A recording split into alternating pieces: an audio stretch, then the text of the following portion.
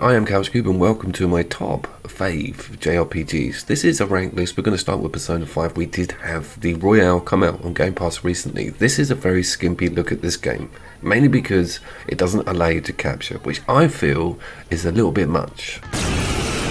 Even Kojima games, Metal Gear games, or Alien Isolation, which is only story. Resident Evil, like the new ones, where the story is so important and spoiler-fueled, lets you capture away to your heart's content. So I just think that Atlas take themselves a little bit too seriously with the story content of this game. Okay, pull out before their backup gets here.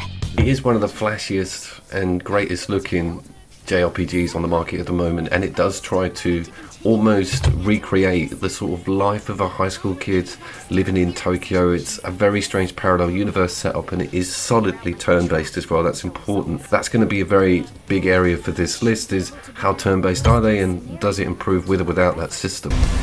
Did you know? We are all capable of changing ourselves. As much as I love Persona 5, I actually own it on physical with my PlayStation Vita. It's something that we need sort of fresh content on. I think the Royale version was really great with some additional characters, but it's scored lowly because of its capture issue, and it's just so bright and cheerful. Something that I'm not too good at sympathising with. I much prefer the sort of dark, even cyberpunky, macabre area of JRPGs, which we are going to explore in full. There's no justice in granting people's wishes as you see fit. It's our turn now. Fire up the engine, Miles. Yes, sir. Alright, Valkyria Chronicles 4 has got tanks in it, so I'm already halfway sold. Now, this has an original game, which came out on the PlayStation 3 and then was remastered for the PlayStation 4. And I'm going to go on record now as saying I do actually prefer the original, and I have spoken about it before on the channel. Don't want to repeat, but also want to sell this a little bit, because they've developed the game model quite massively. This is like the most complicated version of Advance Wars that you ever played. You get to individually control each character, and you have a move meter, which means you can get away with running around, going into Overwatch, jumping, diving, until that meter runs out. So you need to think about getting stranded, being left out of cover, and each player has their assets and special powers when stuff gets hectic. Each individual character has a loadout as well, and you can deploy them just like you would put together an army prior to battle. And also major points scored for characters being able to activate feminism mode. It's got so many bells and whistles on it compared to the first one that it's almost quite daunting to someone familiar with that game model. And I would advise going to the first one, getting through all of that content, and then coming to this, because it's so much more advanced and there's such a bigger range of troop type. But as mentioned at the beginning, it's all about the tanks. Your key player is your tank, where that is, whether there's engineers there to repair it, and where the opponent's tanks are, and what sort of tanks you're dealing with. Tanks are so awesome! It also comes equipped with a great watercolour art style, which I've seen a bit of in Babylon's Fall, of all games, from Platinum, which is better looking than it is playable. Its story is something I just cannot get on with, and all of the pages of dialogue that you get between missions infuriates me. That's one thing about JRPGs, is I'm not a big dialogue man. I want combat, exploration, cool new buddies with stuff I've put on them to be kicking ass in combat arenas. We get a lot of that with this, but it does come with this book that turns into a chapter system, episodes. You'll end up turning 3 pages and not fighting anything. But having said that, story is super important in some JRPGs. This just isn't one of them. Its strongest area is the really cool combat system, massive battle arenas with like huge boss tanks in them, and I love the idea of the alternate timeline. It's got this like steampunk, Victorian punk elements everywhere on it.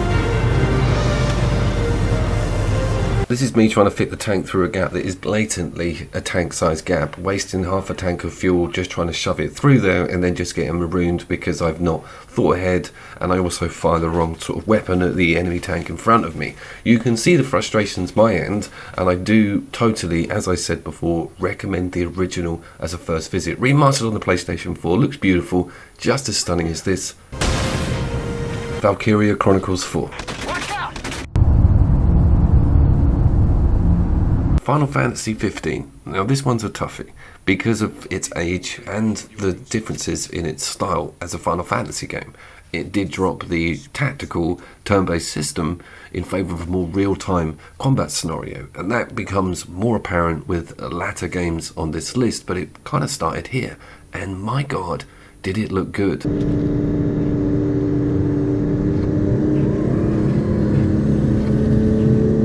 We are on a PlayStation 5, and yes, we do have some boosts. Don't ask me what they are, but it's a very vivid game. That sky, the enemies, the design on everything really pops out. The HDR is very rich, and it was just a really refreshing look. And it also seemed to take advantage of every piece of power. As a PlayStation 4 owner, I was a very happy bunny. はじめまして、王子。結婚おめでとう。 How good a Final Fantasy game is it? Well, I prefer it over 13. And 13 was the last of the sort of turn-based tactics combat system. And if you go back and look at it, it's actually quite a visually impressive game. It was on the Xbox 360 for me, and I was, again, slack-jawed at how gorgeous they made that game look. But they held back on the open world being locked behind quite a lot of playtime.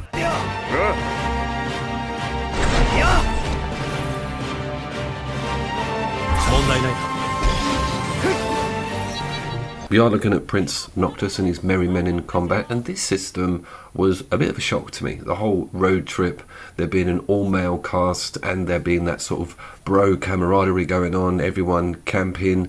It was quite a strange angle for a JRPG for me to take, and again, it lent towards that refreshing take on that whole series. It felt like a brand new thing.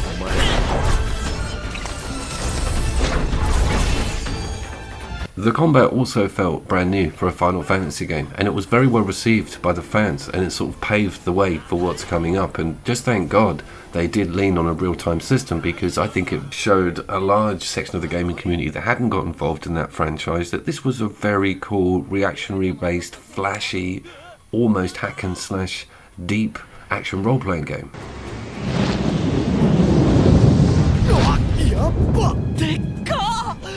Eventually, only a few great realms remained, glaring at each other across brittle borders. Okay, it's Ni no Kuni 2. Let's do that again. Ni no Kuni 2. Love at first sight with me on this game. I remember the PR and launch material, some of the marketing and trailers, getting a look at the art style, and knowing that Studio Ghibli weren't involved did break the heart a little bit, but they've kept some of that taste with the look and feel of it, especially with the music and of course a lot of those character and enemy designs. Let's talk about combat straight away. If you know about this series, we've got a very similar system here than we have with the Final Fantasy, and it's gone real time from a turn-based system. It so works with Ni no Kuni 2, and it is very much a party-based game, and at the switch of a button you can take over whoever you want on the battlefield, and that gets super hectic. That gives you access to all of their moves, but that's not the cherry. It's this Higgly-Piggly system, which is the cannon you can see over there on the right. They are instigated from getting inside a circle. You have them like familiars, just as you would with the original, but there's more than one of them. They're not as autonomous and controllable as a character, and it fell foul with some of the fans, but personally, they are so flash and hilarious with their solutions to some problems, and you get so many, and ranking them up is just kind of a lot of fun. It isn't as in-depth as the original system, but it still pays off and looks and feels really cool. Let's talk about the look and feel of this game, because my god, and again we are looking at PlayStation 5 footage, and no, there is no official enhancements, but there is boosted frames, no resolution change. The game is so damn gorgeous and saturated in amazing colours and scenery and characters that your eyeballs are quite literally welling over all the time. It is my favourite looking JRPG by a long stretch. I did want to touch on the infantry and menu screens, how slick they still feel today, and the character infantry system and how lavish the graphics are on just looking at what they're carrying or the weapon you've got implemented. It changes on a visual level everywhere. The element system, the flames, the design on this killer crazy mushroom, and the OP-ness of some of your specials. You will be smiling and laughing the whole way through this game.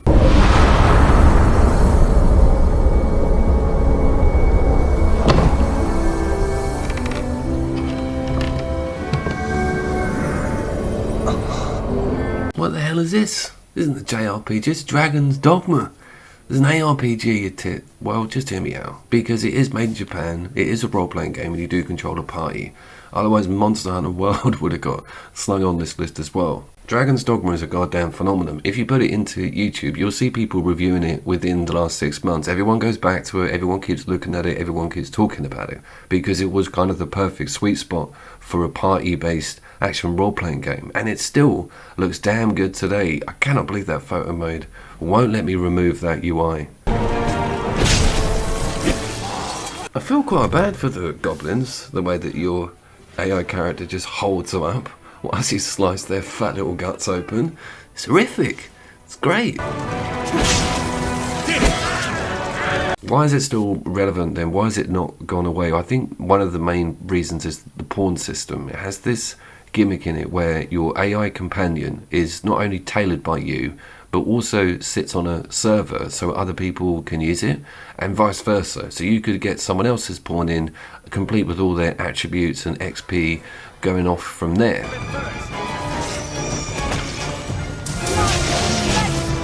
And talking of my beloved Monster Hunter, some of the boss battles are not too dissimilar. They're really well choreographed. The monster is totally the centerpiece, and they can be completely bipedal, outlandish, mythical, giant snakes. This go is in the most precarious position with that line. If you look at the whole thing anatomically, there's also a snake shoved in there, and then it gets to the point where he's just running around with a dead goat on his back. This is just horrendous. Again, what's not to love? You also get to climb and mount all over the monster, be it on a limb or on its head, and then start stabbing it, Shadow of the Colossus style. So it does take a lot from some major areas, especially with these boss fights and creatures. It also has one of the more healthy open world maps of a JRPG, with rich environments and NPCs just everywhere, random enemies, huge mini bosses and secret caves. It's very good on the discovery front, and it feels really rewarding when you get to an area that's maybe off quest or find a really cool secret side quest.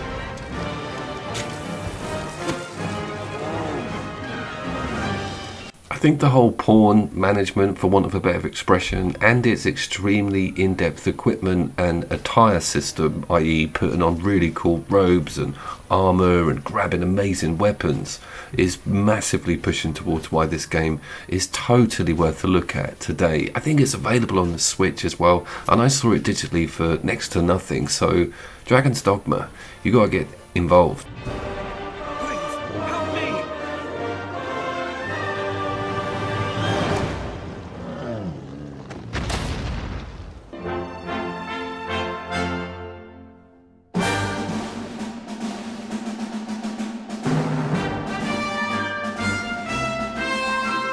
If you finish this game, then you know that music all too well. Yeah, the battle music is nothing short of relent. This is Dragon's Quest XI, and it does stand as one of we're in the top 3 JRPGs of all time, and it has just come over to Game Pass, so you get the chance to have a look at this on the Xbox and PC side. It's a complete stunner, with a story that's bearable, not too many cutscenes, skippable dialogue, and some quite well-rounded, really grounded character. I think this could be one of the more famous JRPG series in the native Japan, and that is a toughie actually, because the winner is also massive, but this one's on a different demographic. This one's for the whole family, and it really is a visual marvel if you're just looking at it on the couch next to someone who's playing it. Some of the decisions that get made and the worlds that get opened and the relationships that get built are really like something from a great book. It's a JRPG that's very much about the journey and about traveling and meeting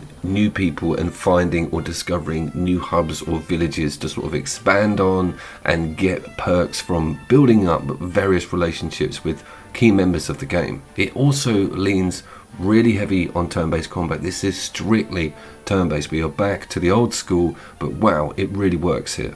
It works not because of the battle music, but because each character and their attributes and their specials really interlock cleverly with everybody else. And having a build with your team, or working out who to pump points into, and when everything comes together with a big landing finisher, or opening up different moves with synergies, is like, wow, I've got a whole new area to explore here. And that acts as a big pull for me when going through a journey-based party JRPG like this. Its cute look and enemy design is just incredible, and every time I see it I start smiling. The way that they all move, they dance almost when in battle mode, and having a look at the first person camera to see how well animated everything is and how lush the environments are.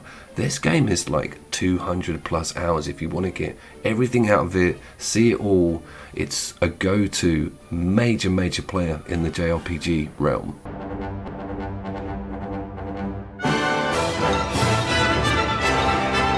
Yep, I've double crossed you. I've put Ni no Kuni 1 after Ni no Kuni 2. Of course I have. We've got 4K here over on the PlayStation 4 and 5, and this is available on the Switch. I've got it on all the platforms. Having a JRPG like this on the go is what it's all about. Full-blown Ghibli involvement this time. What does that mean when I say Ghibli involvement? Studio Ghibli, the people that gave us Princess Mononoke, Spirited Away, they are involved in the animation of some of the key characters and enemies and world building of this particular game. They also have their composers over here for the music, so the whole thing sort of sweeps together. It feels like a playable Ghibli cartoon. That is the promised land for me when it comes to JRPGs. I know that's not everybody's goal, but my god, does it feel like pure magic when you put this in your machine.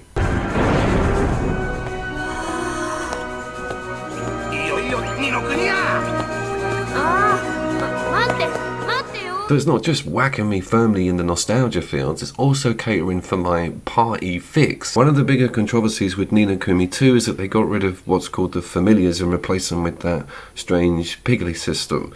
The familiars are like players or characters in themselves, and what happens is it's a bit like Pokemon, where you would have your trainers and then you have various familiars underneath them that would be commanded in battle, and you can have multiple people to command who have multiple familiars, and each one is individually upgradable. You can feed them, keep them in cages, get them buffed up, ready for battle, and they kind of have their own personalities. It's deep stuff.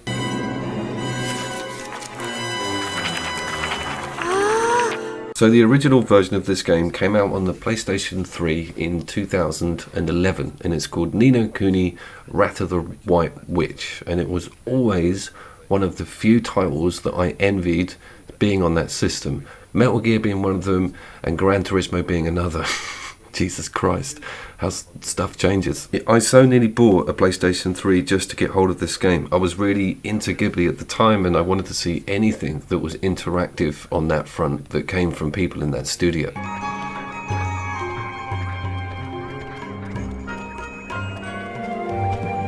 It's a classic adventure game, flipping the script quite a lot and giving you mini games and puzzles and story focused sections that really take your mind off the combat and walking around that larger world to explore. It's got games within games, so to speak. Also has quite a lot of substance to its story, giving it multi-layers and quite an adult theme that does play parallel with some quite accessible childlike imagery and messages. Now we've got some combat playing, you can see that the switch in, switch out and pausing system just gives this multiple tactics layer to it. It's very advanced, it's almost like delegation, and switching out between each character and switching out between each familiar is just crazy complicated and feels really empowering. It is also, with all that explained, quite a difficult game, and it is something that you need to be quite well versed in turn-based tactics, JRPG systems on. It's very reliant on you knowing quite a lot and does make quite a lot of assumptions in its tutorial, so be prepared for a bit of a brick wall on level 2 to 3. Things really start moving into the difficult section fast, but it's worth it. The game will give you loads of satisfaction and intrigue with the story. There's tragedy, there's triumph, there's great villains and awesome enemies, and can you believe, just come on Game Pass as well. If you've got a PC, you can run this at 4K 60 frames per second, which is probably more than we're getting over on console. Cheers for that.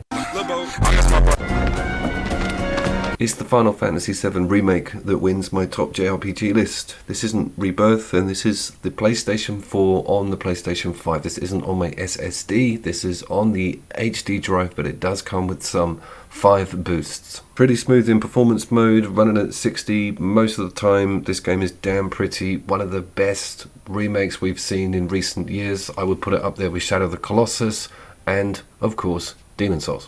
Everything we've been talking about, the party system, the combat going from tactics, turn-based, to beautiful, slick, real-time, the skippable cutscenes, and the fact that this being one of the first Final Fantasy games I actually purchased. I remember the disc set and how many discs were in there and how many polygons were in there, and just how much of a joy it is to replay this, sitting in my own front room on my 10th generation system, seeing a game that 20 years ago I loved just as much.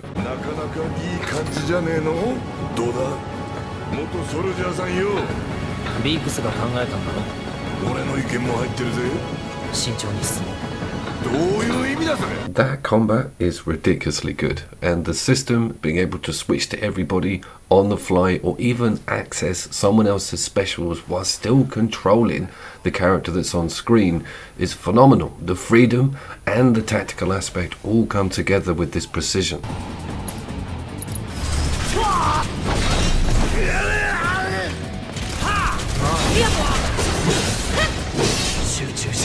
It also makes you remember how good that Final Fantasy team are with boss design or enemy design or even arena or world building. It's just so dramatic with what it's introducing to you, and some of the stuff you fight and where you fight it and how they change during the fight, the transformations, is mind-bogglingly good.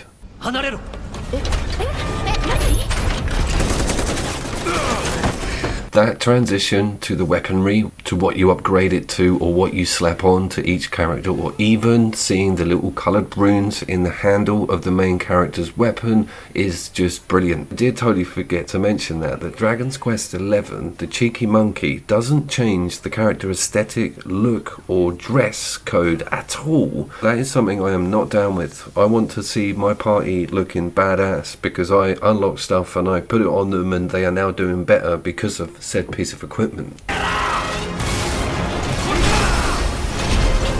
How has this game changed in its modern fruition from its original version all the way back in 1997? Well, here's the cool part. Some of the coolest bits of that 97 version were the writing and the story and the structure of that whole piece, and that's totally intact. They haven't changed any, they haven't given it all a woke lick of paint or anything like that. They've only amplified the intensity of the combat, which was all you could have ever asked for with that original Final Fantasy game. And that trickles into, again, all the environments, the amazing cyberpunk look, and just how much fun these boss fights have become with all of these new elements attached. And that hasn't even got me to the summons.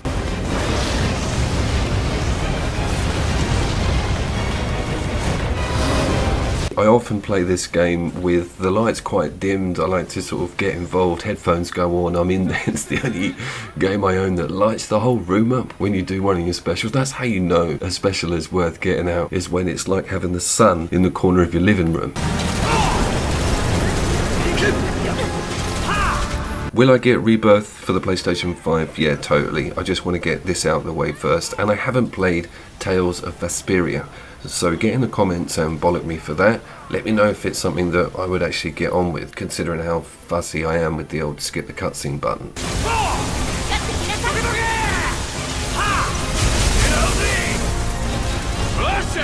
I have, of course, been Couch Coop, and if you remotely liked any of this content on the channel, please drop me a like or subscribe. I want 2023 to be my year.